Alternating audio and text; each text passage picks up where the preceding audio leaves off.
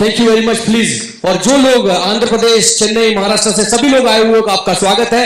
So now please give the round of applause to welcome with standing ovation the king of cryptocurrency, the global brain, the global head of the tourist network token, mister Happy Shah. Sanjeev sir का भी यहाँ पर जोरदार स्वागत है। यहाँ पे आए हुए सभी लोगों को हम जोरदार तालियों से स्वागत करते हैं। हैप्पी सर और हमारे साथ संजीव सर हमारे साथ आ चुके हैं। लॉयर हैं हमारे संजीव सर, हरियाणा से स्पेशल यहाँ पर आए हुए हैं और चंडीगढ़ से हमारे साथ आए हुए हैं। तो सभी लोग जो यहाँ सर पूरा इंदौर, भोपाल, छत्तीसगढ़, हैदराबाद, गुजरात, महाराष्ट्र सभी एरिया से आए हुए, लेकिन सबसे ज्यादा इंदौर के आए हुए लोगों, जोरदार तालियां हो जाए सब सर के लिए। On the stage to honour the one and only the Happy Sheikh, the global corporate. I'm requesting Vinod Verma ji to please be on the stage. Vinod Verma ji, now the stage is yours. Mr. Happy Sheikh on the stage. Thank you so much. Namaskar, Ram Ram, Adab, Assalamu Alaikum, and thank you so much for being here. ये crypto है क्या?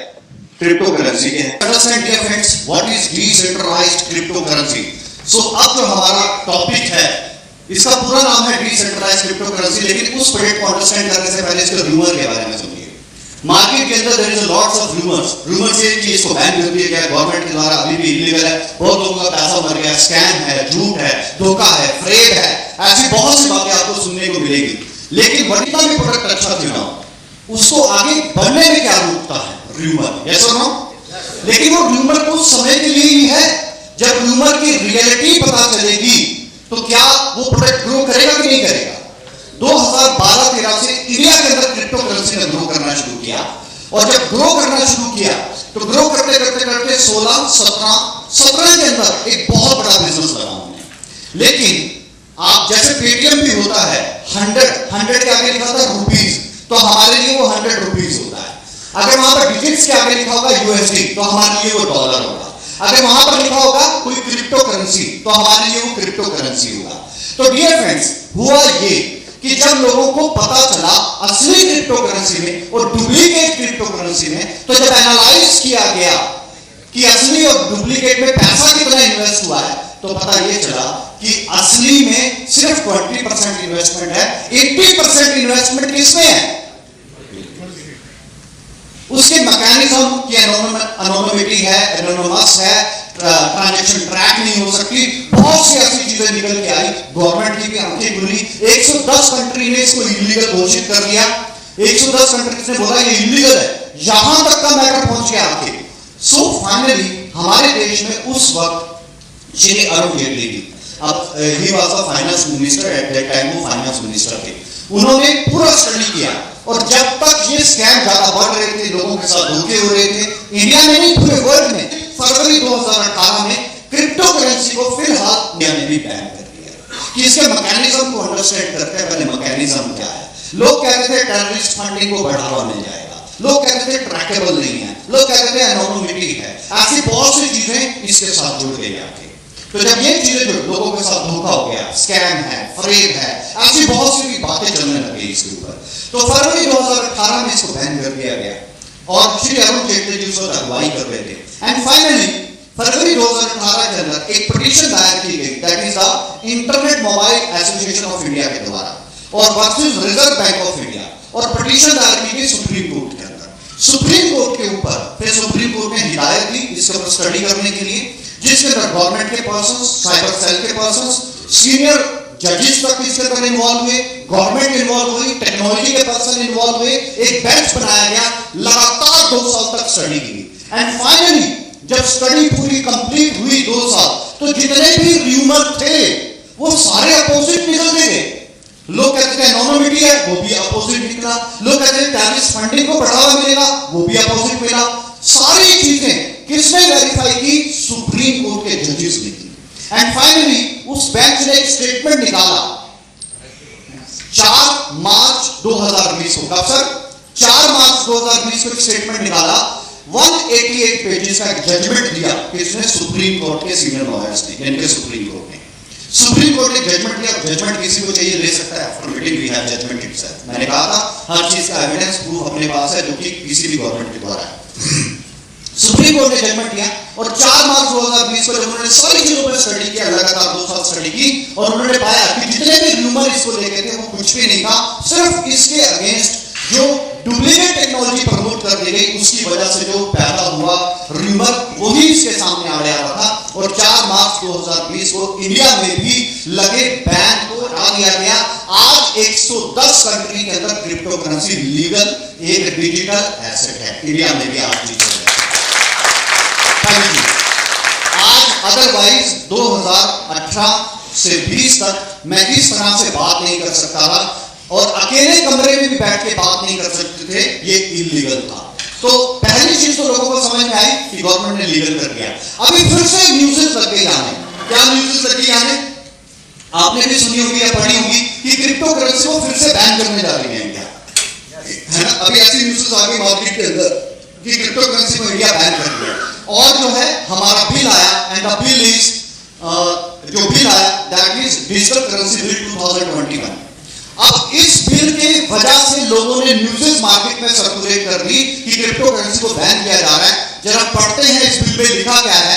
Bill में लिखा है crypto currency and the regulation of official digital currency bill 2021। और bill क्या है? Create a facilitative framework for creation of the official digital currency, for the creation of the digital currency, यानी कि रिजर्व बैंक ऑफ इंडिया या India अपनी खुद की एक क्रिप्टो करेंसी बना रहा है, उसके लिए एक फ्रेमवर्क बना रहा है। यही मतलब है इसका, यस और नो? दूसरी लाइन यहां पर बता दी गई by the reserve bank of India, reserve bank of India के द्वारा, and prohibits all private crypto currency, और जितनी भी प्राइवेट क्रिप्टो करेंसीज हैं उनको बैन किया जा रहा है। अब क्रिप्टो करेंसी 2 तरह की होती है, एक प्राइवेट और एक पब्लिक, क्योंकि ये ब्लॉकचेन के ऊपर चलती है। ब्लॉकचेन क्या होता है वो भी बताता हूं अभी। तो जो प्राइवेट क्रिप्टो करेंसी है उनको बैन किया जा रहा है। अमेरिका ने आज से 1 साल पहले ही बैन कर दी थी। तो अब लेट है या जल्दी है? लेट है। ये है mister Jack Dorsey, Twitter CEO announces bitcoin trust will focus on India as Modi government plan crypto currency ban. 90% सिर्फ हेडिंग पढ़ते हैं, यस और नो? सिर्फ 10% न्यूज पढ़ते हैं। एंड द इफेक्ट इज कि जिन्होंने तो ये ऊपर का पढ़ा, ट्विटर सीईओ अनाउंसेस कि ये तो अपना ट्रस्ट दिखा रहा है, India as Modi government plan crypto currency पे, इंडिया क्रिप्टो करेंसी को बैन करने जा रहा है। स्क्रॉल ध्यान देना थोड़ा सा। New Delhi, as the Narendra Modi government prepare to ban, it's a big rumour, it's a big rumour. हम ये नहीं सुनते कि क्या बैन कर रहे हैं, सीधा मेरे को तो फोन लग गया, नहीं अरे तू तो क्रिप्टो के बहुत बड़े इवेंट लेता है, तेरा तो प्रोजेक्ट ही बैन हो गया। अब थोड़ा सा इसको नीचे करें। ये तो सबको दिख गया कि क्रिप्टो बैन हो रहा है, किसी को ये नहीं दिखा। यहां पर जैक डॉर्सी कह रहा है कि मैंने 500 बिटकॉइन, सिर्फ 170 करोड़ इन्वेस्ट किया बिटकॉइन में। ये जो डिजिटल करेंसी बिल है इसके अंदर बताया गया कि वी ओनली बैन प्रोहिबिट्स है private crypto currencies. Private crypto currencies को बैन किया जा रहा है। वर्ल्ड का नंबर 1 रिचेस्ट पर्सन रैंक पे कौन आता है? मिस्टर एलन मस्क, जो टेस्ला का ओनर है। इसने सिर्फ 1.5 खरब रुपया नहीं, 1.5 खरब डॉलर इन्वेस्ट किया, सिर्फ 1.5 खरब डॉलर एलन मस्क ने। गूगल पे तो चलाते होंगे ऑलमोस्ट लोग। गूगल पे एंड सैमसंग पे ये दोनों क्रिप्टो करेंसी एक्सेप्ट करने जा रहे हैं। ये इनकी न्यूज है, मेरी नहीं है। गूगल पे एंड सैमसंग पे इनको एक्सेप्ट करने जा रहे हैं। और यहां तक नहीं, ETF exchange trade fund Canada के अंदर बिटकॉइन को पेयर किया गया, जैसे हमारे इंडिया में नेशनल स्टॉक एक्सचेंज है, बॉम्बे स्टॉक एक्सचेंज है, इसी तरीके से NSE BSE के अंदर जो पेयर किया गया, क्रिप्टो करेंसी को पेयर किया गया। अमेरिका के अंदर पेयर कर दिया गया। नेस्डेक में, नेस्डेक से बड़ा तो कोई एक्सचेंज नहीं है, जो ट्रेडर होगा उसको पता ही होगा। और वहां पर भी बिटकॉइन को पेयर कर दिया गया। और वहीं तक नहीं, क्या कह रहा है? SBI join JP Morgan blockchain based payment network. JP Morgan world का सबसे बड़ा लिक्विडिटी प्रोवाइडर है। क्या है सर? जेपी मॉर्गन वर्ल्ड का सबसे बड़ा लिक्विडिटी प्रोवाइडर है।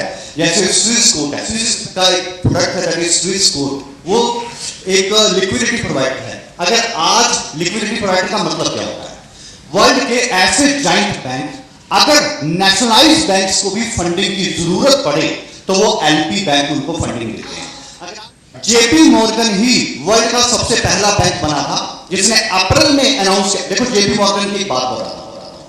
जेपी मॉर्गन पहली बात किसी बंदे का नाम नहीं है, किसका नाम है? बैंक का नाम है। जेपी मॉर्गन का सीईओ 2017 में स्टेटमेंट पास करता है, bitcoin crypto currency is fake, don't invest in crypto currencies. किसने बोला? तो कितना बड़ा इफेक्ट है। अब लोग इस बात को पॉजिटिव लेंगे या नेगेटिव लेंगे? पॉजिटिव लेंगे, सब जाहिर सी बात है, क्योंकि एक बहुत बड़ी रेप्यूटेड पर्सन ने बोला है। मगर 2020 में अब जेपी मॉर्गन अपना स्टेटमेंट चेंज नहीं करता, बल्कि जेपी मॉर्गन जो बैंक है वो क्या करता है, वो डायरेक्टली बिटकॉइन को पेयर कर देता है अमेरिकन डॉलर के साथ। ये पेयर विद अमेरिकन डॉलर का मतलब क्या है? आज वर्ल्ड में कुछ भी इंपोर्ट और एक्सपोर्ट करना है तो एक ही करेंसी की मोनोपोली है, that currency is US dollar. आपको किसी भी कंट्री से कुछ भी खरीदना है, पेमेंट मोड क्या रहेगा आपका? US dollar. यूएस डॉलर के अगेंस्ट अगर किसी ने आज अपनी मोनोपोली बनाना शुरू की है तो वो सिर्फ क्रिप्टो करेंसी है, और किसी ने भी कोई नहीं बनाया है आज तक यूएस डॉलर के अगेंस्ट क्रिप्टो करेंसी। अब क्रिप्टो करेंसी को जेपी मॉर्गन बैंक ने पेयर कर दिया अमेरिकन डॉलर के साथ, यानी कि जहां पर भी डॉलर यूज होता है वहां पर आप क्रिप्टो का इस्तेमाल कर सकते हैं। वही आदमी, वही सीईओ जो कह रहा था कि फेक है, इसका मतलब सर रिजल्ट ये निकल के आया, अगर कोई ज्यादा पढ़ा लिखा है इसका मतलब ये नहीं, वो क्रिप्टो के मैकेनिज्म को जानता है। क्रिप्टो के मैकेनिज्म को समझना जरूरी है। जब तक नहीं जानते तो पीएचडी होल्डर भी बोलेगा कि ये गलत है, लेकिन जिस दिन वो जान जाएगा वो भी उसकी तरह से बोलेगा यस ये सही है। क्या आज सुप्रीम कोर्ट के जजेस से ज्यादा किसी को इंफॉर्मेशन होगी? क्या आरबीआई के गवर्नर से ज्यादा किसी को इंफॉर्मेशन होगी?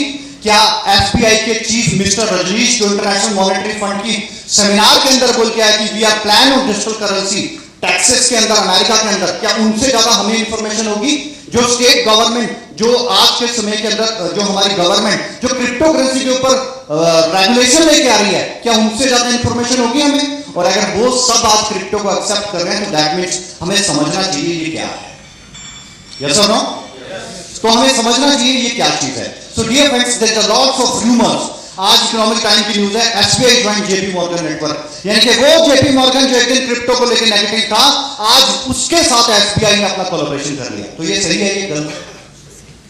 और अगर कोई अभी भी बोलता है कि क्रिप्टो, तो सर अब तो रूमर्स ही हैं, इसके अलावा कुछ भी नहीं है।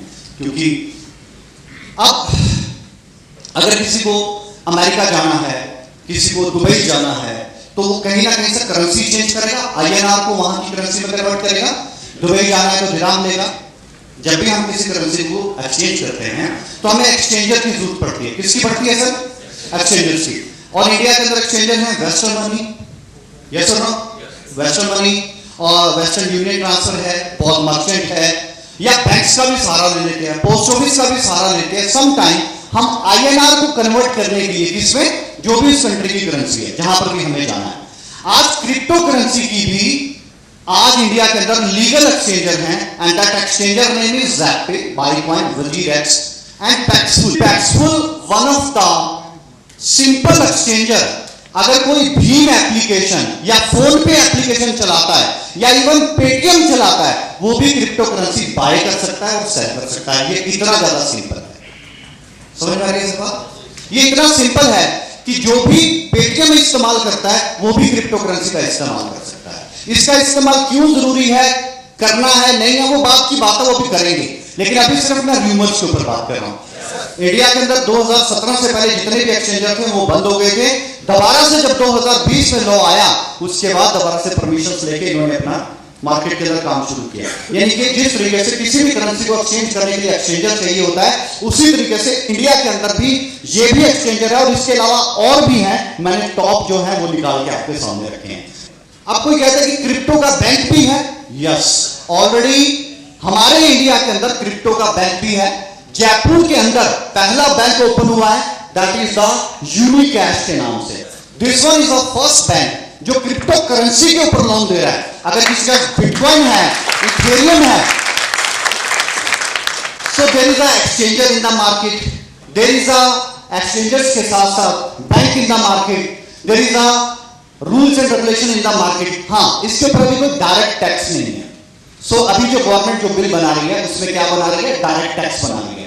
अभी जो भी लोग क्रिप्टो से पैसा बनाते हैं या खरीदते या बेचते हैं, बेचने के बाद जब वो अपने अकाउंट में पैसा शो करते हैं क्रिप्टो करेंसी का, उसके ऊपर जो टैक्स इंप्लीमेंटेशन होता है वो बता देता हूं कैसा होता है। रिटर्न के अंदर आता है इनकम फ्रॉम अदर सोर्सेज, और जितना भी क्रिप्टो से आप जितना पैसा कन्वर्ट करोगे INR में अपने अकाउंट में, उस अकाउंट में जितना ट्रांजैक्शन करोगे उस ट्रांजैक्शन के ऊपर एक ट्रांजैक्शन चार्जेस लगेगा, उस ट्रांजैक्शन चार्जेस के ऊपर 10% GST लगेगा। एग्जांपल के तौर पे अगर आपने बैंक से 1 लाख रुपया का कैश विड्रॉ करवाया तो बैंक हो सकता है आप पे 500 रुपए का चार्जेस लगाए, अंदाजा समझ लीजिए।